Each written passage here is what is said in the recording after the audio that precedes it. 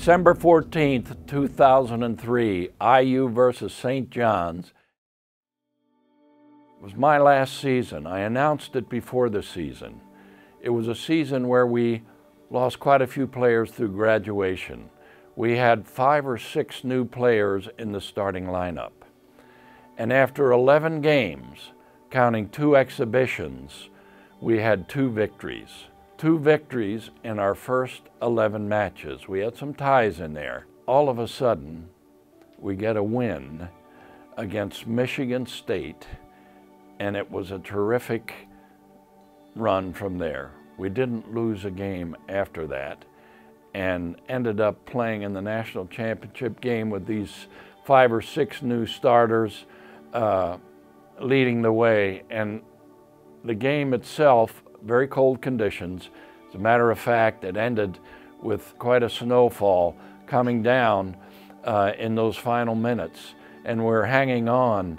We've got that 2-1 lead, and it was surreal watching the snow, trying to keep track of the time.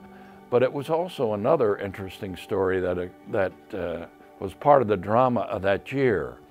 2 of our star players, Drew Moore, our defender, and Ned Grabavoy, our key playmaker attacker, were both called into the youth national team. And both of them had to leave at the end of the Big Ten tournament when we won. And we figured on the calendar that if we could make it to the championship game, they could get back to play for that game. And I remember being in the locker room as we're wishing them well after we win the Big Ten and saying, you know, have a great run with the national team, and we're gonna be there for you guys in Columbus for that championship game. And we made it through to that final game, and they arrived the night before the game. And sure enough, Ned scores the first goal of the game on a free kick, his first free kick goal of the season. And Drew, he was the man of the match in defense, had a tremendous, tremendous game.